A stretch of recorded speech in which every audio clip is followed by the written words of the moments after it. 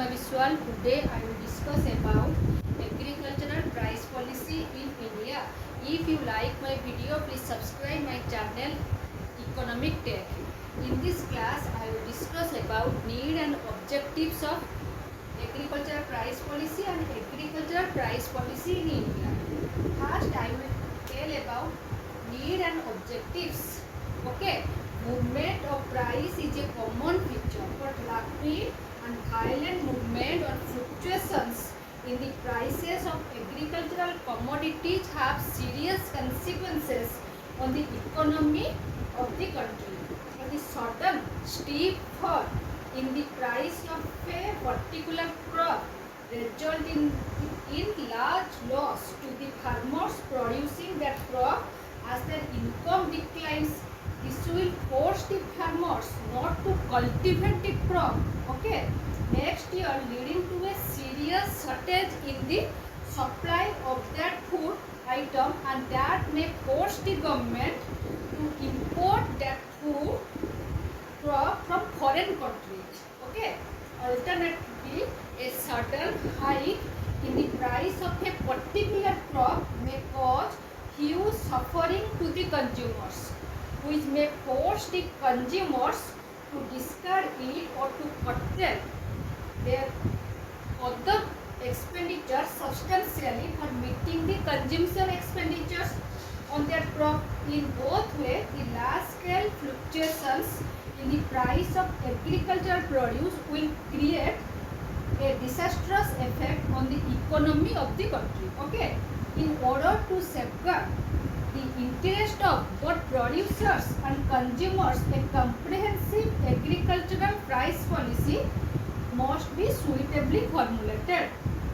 This should be supported by maintaining buffer stock of agricultural commodities along with the extensive network of public distribution system.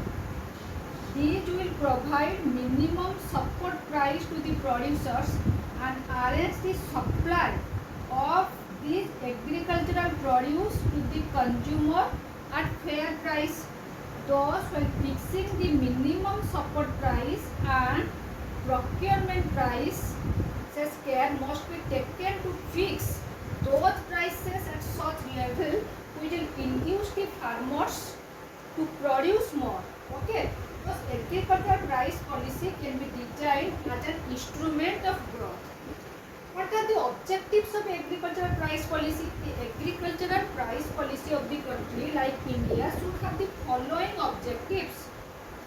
First, to protect or ensure the producer through guaranteed minimum support price, which as a stabilization measure reduce the variability in product price and therefore price risk of the farmers. The impact of the risk reduction is expected to induce farmers and to undertake large investment and adopt improved production technology. Second, to induce the desired output of different crops according to crop targets. Third, to induce an increase in aggregate agricultural output through large input and adoption of high yielding seed, fertilizer and water responsive technology. Fourth, to induce farmers to part with a large proportion of food grains production as a market surplus. Okay. 5, to protect the consumers against the excessive rise in prices, especially to protect the low income consumers in periods which supplies lag behind demand and market price rise continuously. Then I will discuss about agricultural price policy in India. Agricultural price policy in India was introduced since independence, but agricultural price policy formulated in India has varied widely for different years and for different crops. This policy put much emphasis on the prices of food grains like wheat, rice, coarse cereals such as jowar, bajra, maize, etc.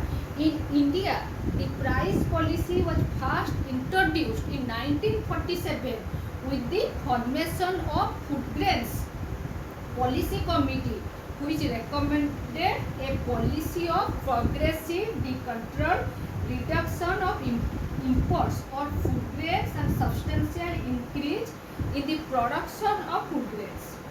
Again, 1950, Food Grains Procurement Committee was appointed, which introduced the system of rationing and control in the supply of food grains in the country. The main objective of price policy in India was to protect the interest of consumers.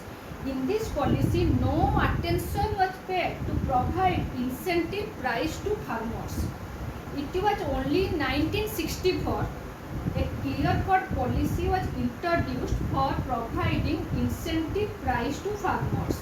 The third plan document rightly observed that the producer of food grain must get a reasonable return. The farmer, in other words, should be assured that the prices of food grains and their commodities that produces will not be allowed to fall below reasonable minimum.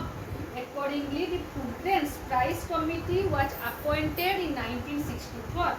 The committee recommended various measures such as introduction of rationing in major cities, the establishing lower prices through lower prices or fair price shops, C. Acquisition of control over adequate stocks, D. Withdrawing restriction of interstate movement of food grains, E. Imposing regulation and licensing of wholesale trade of food grains, and finally strengthening of the administrative machinery in the state.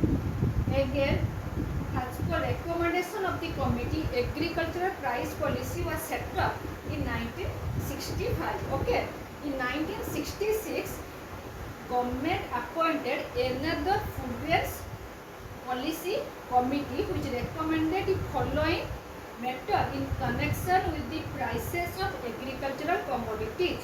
First, in order to create a favorable condition for increasing production, the government should announce minimum support prices as well as in advance of sowing season.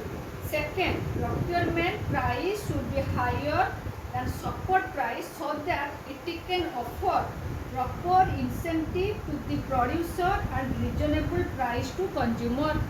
Third, to create favorable climate for long-term investment, minimum support prices should be fairly stable. Fourth, making adequate marketing arrangement for making purchase minimum support prices. Moreover, in 1964, the Food Grains, 1965, the Food Corporation of India (FCI) was set up for making necessary procurement, storage, and distribution of food grains. In 1989 to 90, total capital employment in FCI was to increase of rupees 5,138 crore with the total storage capacity at 18 million tons. The policy of minimum support price was accepted by fourth plan, but effectiveness depends on the efficacy of the purchasing machinery like FCI and State Trade Corporation. The fifth plan also formulated the agricultural price policy in order to meet two important considerations. Firstly, providing incentive for sustain and higher agricultural production, and secondly, for inducing the farmers to plan the production of various crops as per estimated demand through discriminating manipulation of intercrop prices. Relationship. In order to build up buffer stocks, various public sector organizations would announce purchase prices at different times which would be higher than minimum support price. Okay.